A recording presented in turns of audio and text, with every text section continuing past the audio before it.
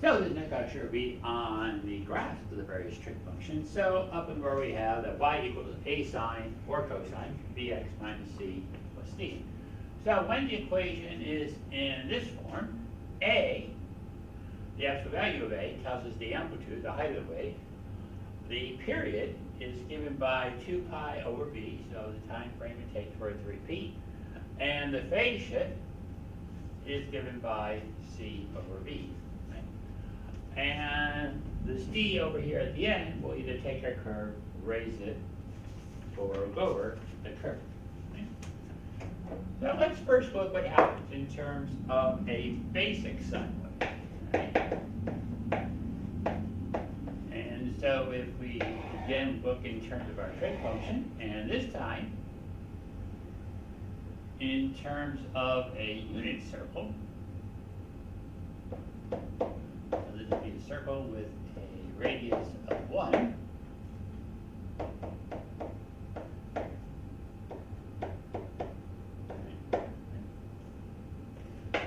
Unit circle. And r is equal to 1. And so then if I have a radius, I have some point here which is given by x, y. And I make my triangle, we can have our trig functions now written out again. And so sine theta is given by the y coordinate here. So this is the opposite side, this is the AC side. This is 1, radius of 1. And so sine theta would be given by y over 1, which would just be y. Cosine theta would be given by x over 1, which would just be x, and then tangent would be given by y over x. Okay? And then let's write up the other ones. And so cosecant would be 1 over y, secant would be 1 over x, and then the cotangent would be x over y. Right? So then what happened in terms of our basic sine wave graph? So let's look at our unit circle and try to draw the graph as to what's going on here for our sine wave. Right? And so we're going to do in terms of pi over 2, pi, 3 pi over 2, and then 2 pi.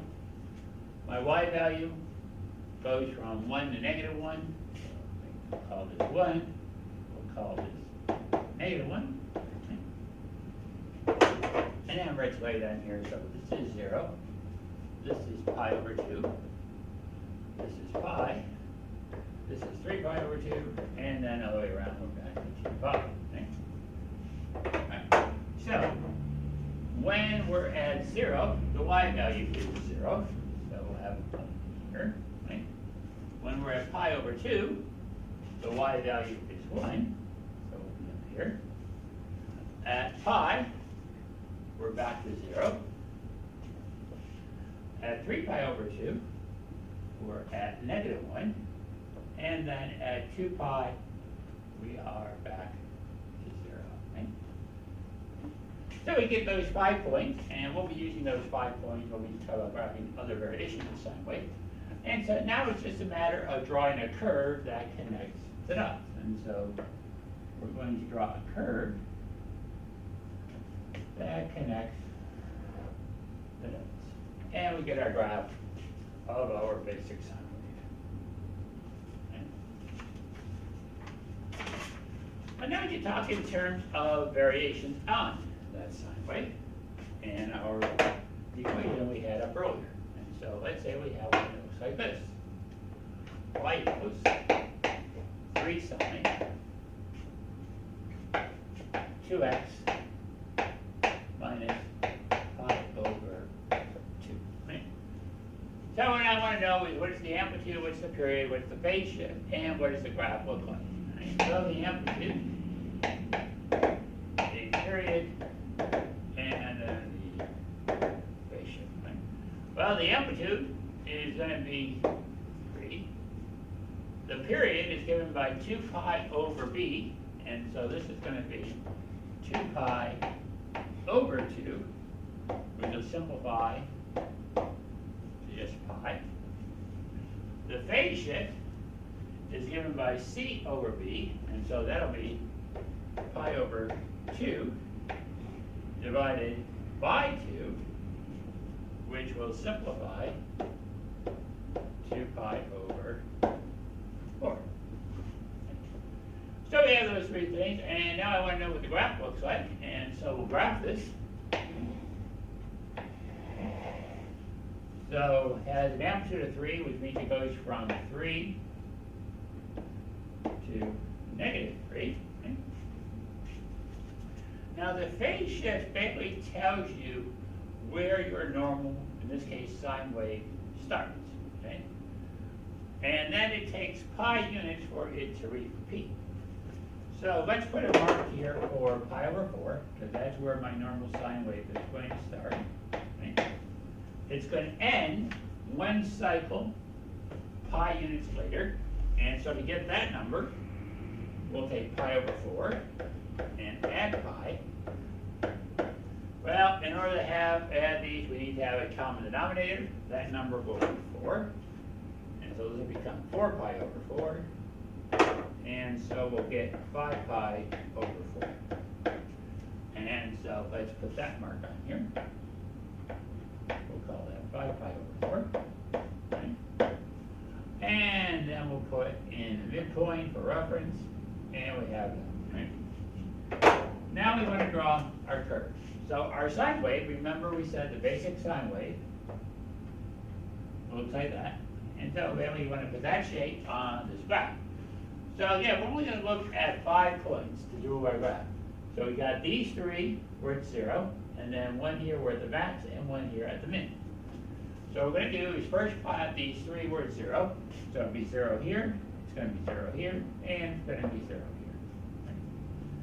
here. Halfway in between these two, it's going to reach its max, and halfway in between the other two, it's going to reach its min.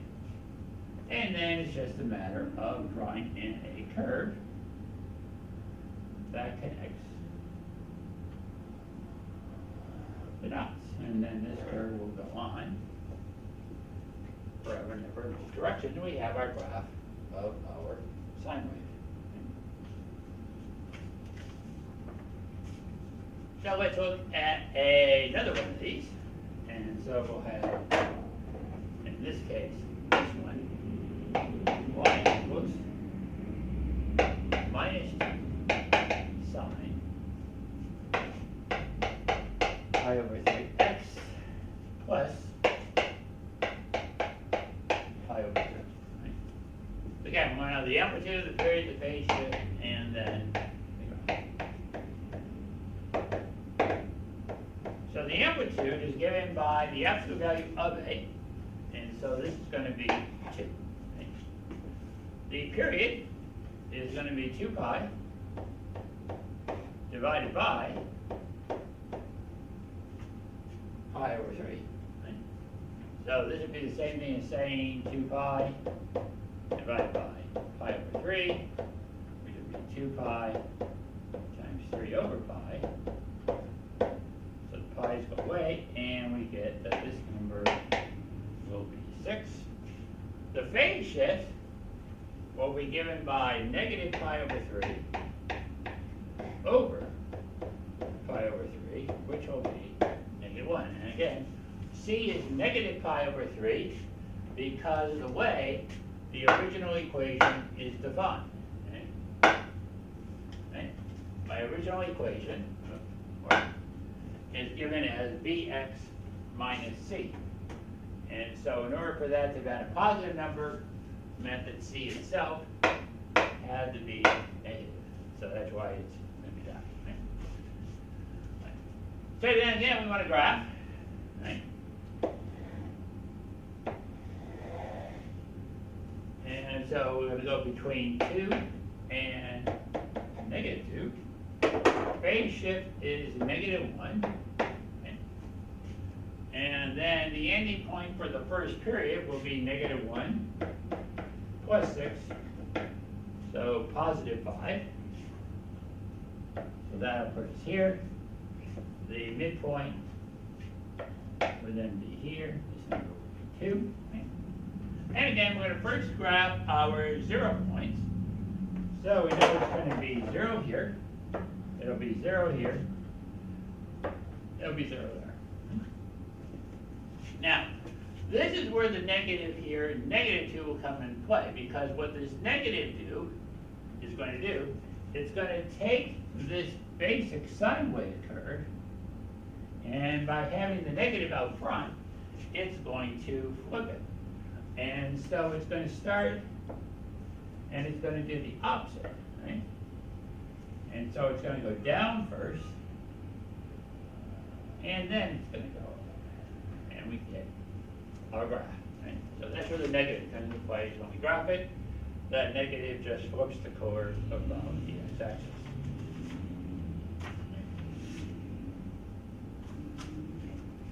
So we got in terms of graphs of our sine wave. Now what happens if we had something like given this and say, okay, I want to know what is the equation in this form that matches this information.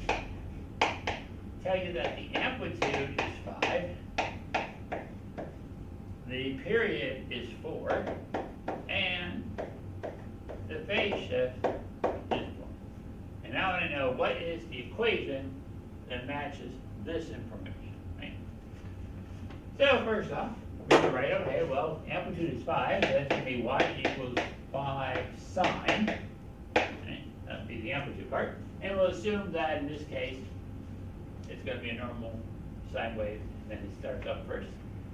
Now we need to get the b and the c. Well, the b, period, is you have that 2 pi over b has to equal 4. Okay? So we need to just solve that for b. So we got to multiply. So 2 pi equals 4b. Divide by 4. And so b is going to be 2 pi over 4, which will simplify 2 pi over 2. And so we're going to have, this will be pi over 2 x. Okay. So now we get to the phase shift. And so we have that 1 is going to equal c over b. And so we want to solve that for c, and so badly multiply it by pi over 2, and so c is going to be pi over 2, and so we get our equation that matches that numbers, right?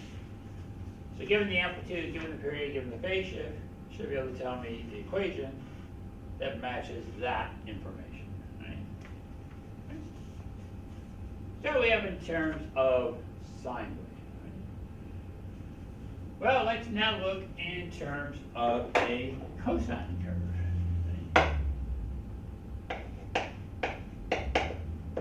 And so we said cosine was given by x. And again, if I go back to my unit circle, and let's just draw that quickly up here.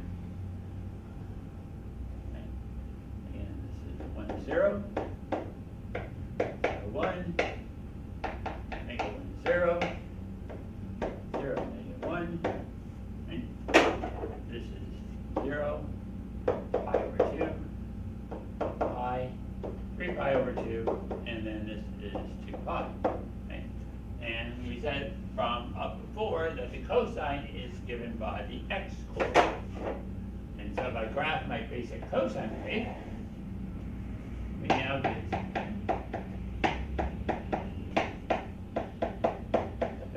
going to look like this. So when at 0, we're at 1. Right? Up here, 1. So we're at 1. At pi over 2, we're at 0. At pi, we're at -1. At 3 pi over 2, we're at 0. And then at 2 pi, we're back to 1. And so we get our cosine curve, which is going to look something like that. So our basic cosine has that shape. So then we can look in terms of various graphs on this one. And so it works the same as it did with our sine wave. For cosine, 1 for x plus 3 pi over 4. So again, the amplitude is given by the absolute value of a. So the amplitude is going to be 4. The period is given by 2 pi over b. So 2 pi divided by 1/4, which is going to give us 8 pi. And then the phase shift is going to be -3 pi over 4 over 1/4, which will give us -3 pi. And then in turning the endpoint for my first cycle, it would be -3 pi plus 8 pi, and so this will come out to be a positive 5 pi. So let's draw our graph. So amplitude is 4, so let's call that 4. We'll call this -4. We need phase shift is -3 pi. So let's call this -3 pi. And so that will make this 5 pi. And we need the halfway point, which will be about here.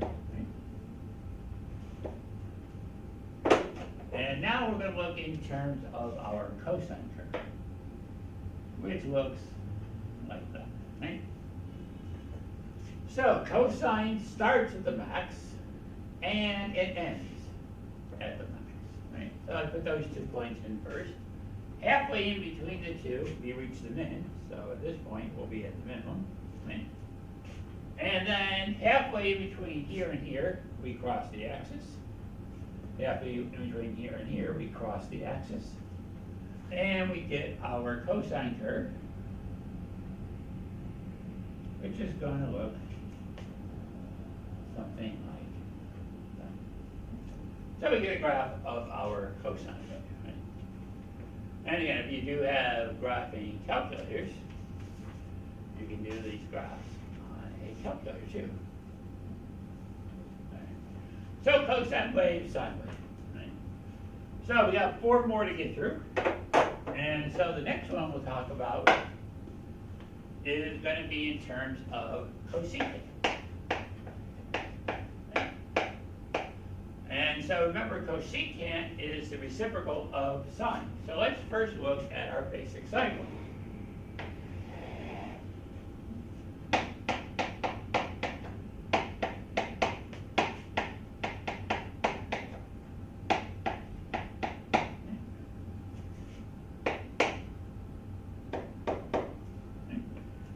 Again, my basic sine wave starts at 0, middle at 0, end at 0.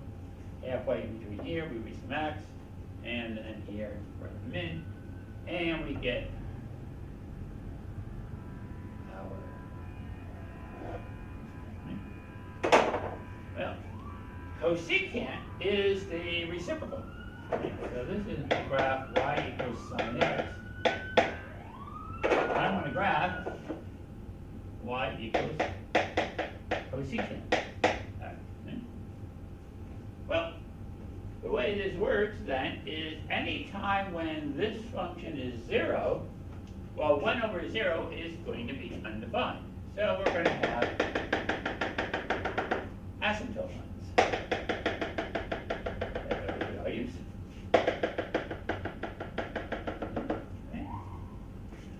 And then after that, it's just a matter really of just drawing in various U shapes. And so we'll have a U shape here that goes like this. And we have another one down here that's going to go like that. Right? So really, as this red line gets closer and closer to 0, 1 over a very small number is why we head off towards infinity. Right? So let's look at a graph of variation of this. So we're going to look at this graph.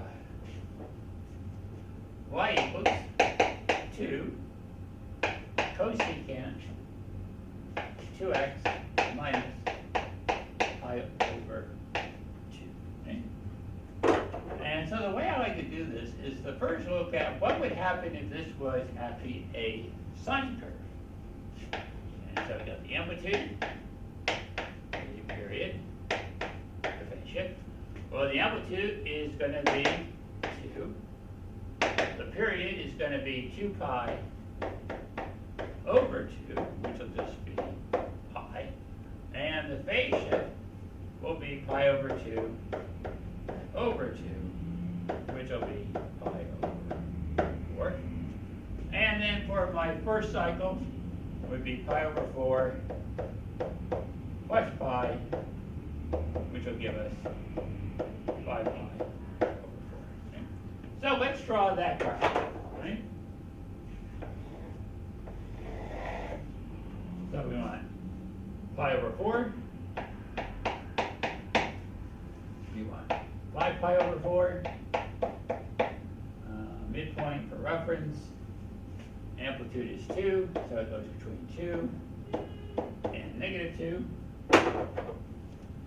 And now we'll graph our sine curve. So starts at 0, in the middle is 0, at the end it's 0. Halfway in between the first two, we reach the max. Halfway in between the other two, we reach a min. Right? And then we just connect the dots, and we get our graph. Right? So now, what about our cosecant graph? Well, now, everywhere we cross the axis, where we have an asymptote line, one here, one there,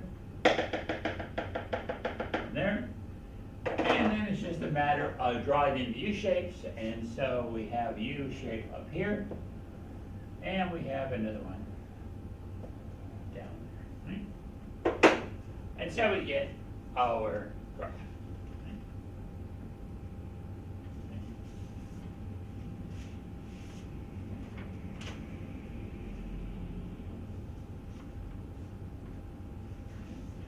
So the next one then is to do the reciprocal of our cosine function, right? So now we're going to have in terms of secant. So let's put up our basic cosine graph again.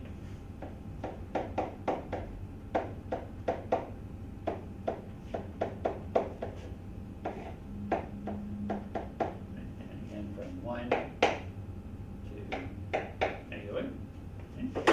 So again, it starts at the max, it ends at the max. Halfway in between, we're at the min, and then we're going to cross the axis here and cross the axis there. Right? And so we have our graph of our cosine. So now if I want to graph the secant, right? Well, again, everywhere where it crosses the axis, we're going to have an asymptote line. So one there, one there, and then we can draw in the appropriate U shape. So there'll be a U shape down here. There would be another one that's going up here, like that, and then there's another one over here. That would be going like that. And so you get Y equals secant. Right?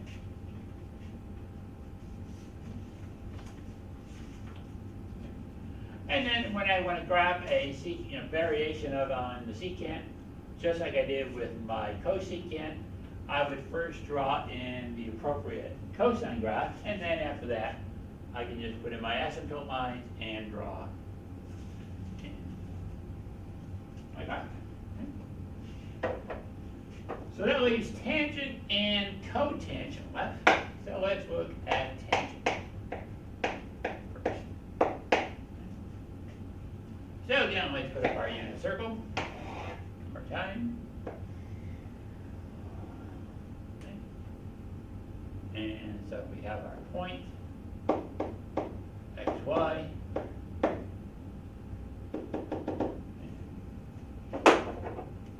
Again, this is 1 on a unit circle. This is going to be x. This would be given by y. And here's our angle theta. Right? And so tangent would be given by y over x. Right? Right? So what happens here with our tangent? Right?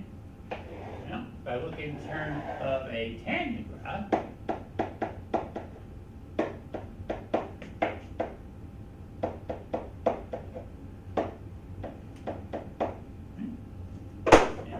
these up here again, 0. This is pi over 2. This is pi. 3 pi over 2. And then this is 2 pi. Now, given that this is given by y over x, so at 0, we're at 0. At pi over 2, well, this is the point 0, 1. And so 1 over 0 is undefined. So we end up, we have an asymptote line here. Right? This would be the point negative 1, 0.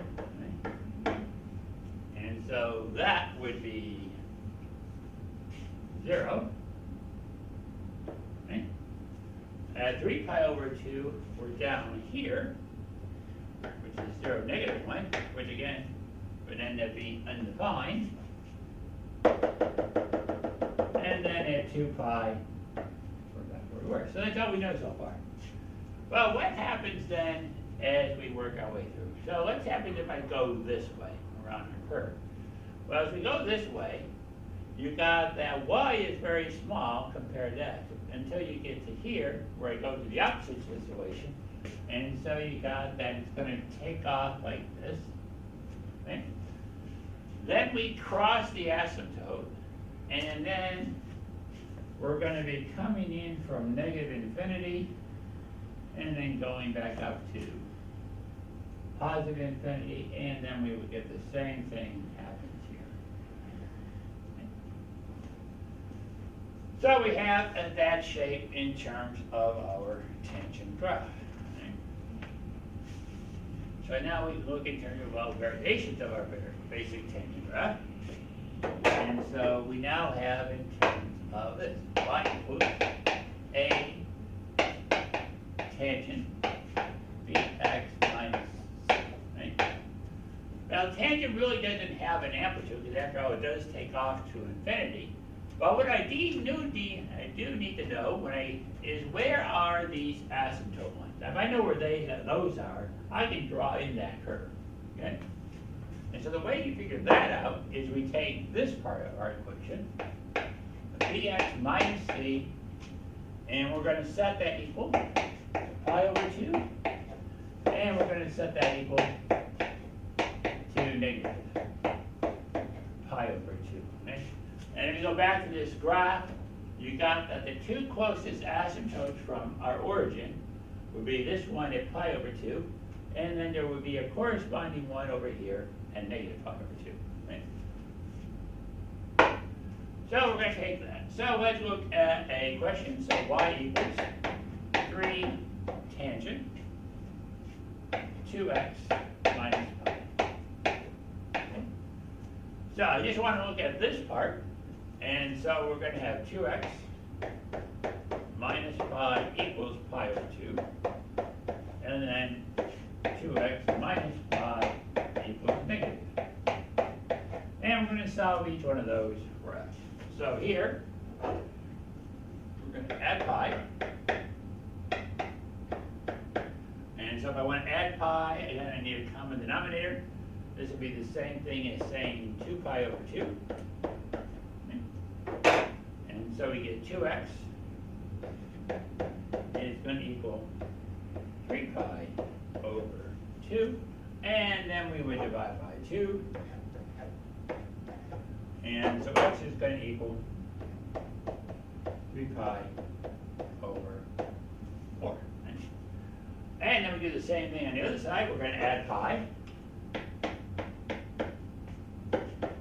And again, this would be the same thing as saying 2 pi over 2. And so 2x minus pi over 2 plus 2 pi over 2 will give us pi over 2. And then divide by 2. And we get x will be pi over 4. Okay? So we know where our asymptotes are going to be, so now we can draw our graph. And so what we're going to do is we'll make our system here. Okay. So we're going to have pi over 4. We call that pi over 4. We will call this 3 pi over 4. Okay. Put in an asymptote line here.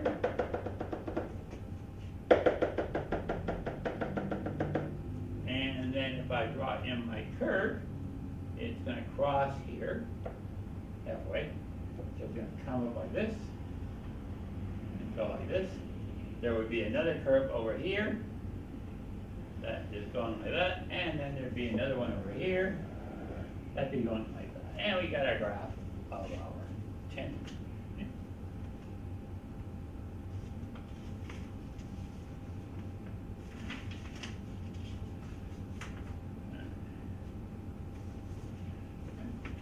So that leaves just our cotangent graph.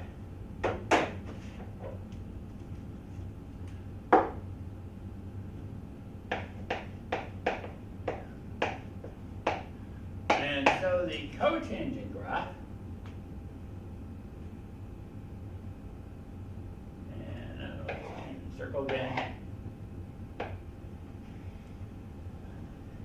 Again, cotangent is given by x over y, so it's reciprocal.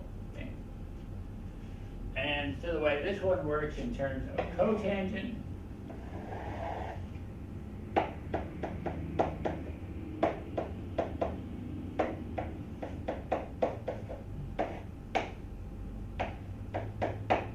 so now for cotangent, you got that the reciprocal lines are going to be when the x value, when the y value is 0, so that's going to be at 0 and at pi, and then it'll be 0 at pi over 2. There'll be another one here, 2 pi, and then the cotangent curve runs in the opposite direction of the tangent curve, and so it looks like this. Okay?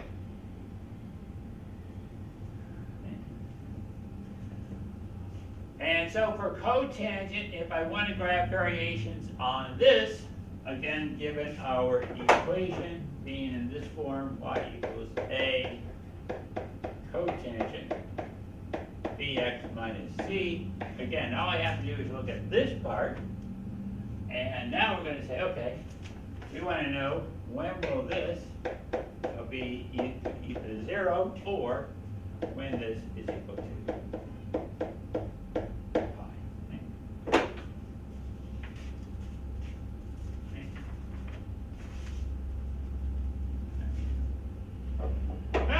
solving a tricky problem for an unknown. So let's say given this.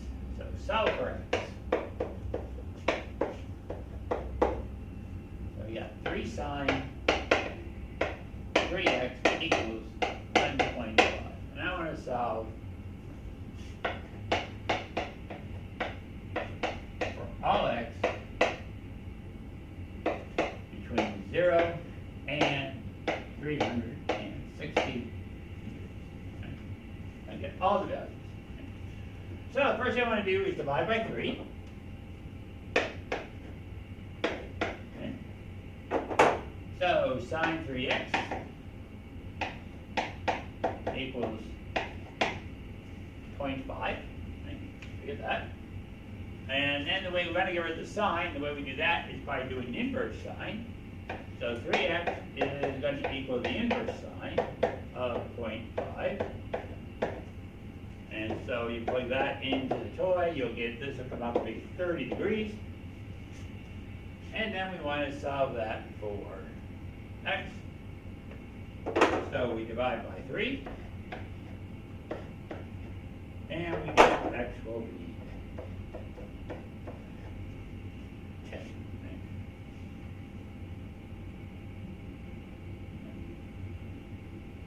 Right. But remember that sine is actually a half at 2 spots. Okay? So remember our basic sine wave graph. Our basic sine wave graph looks like that. Right? So it's a half at 30, and then it's also actually a half at 150. And so 3x could also equal 150 degrees, and divide that by 30. And we get x to be 50 degrees.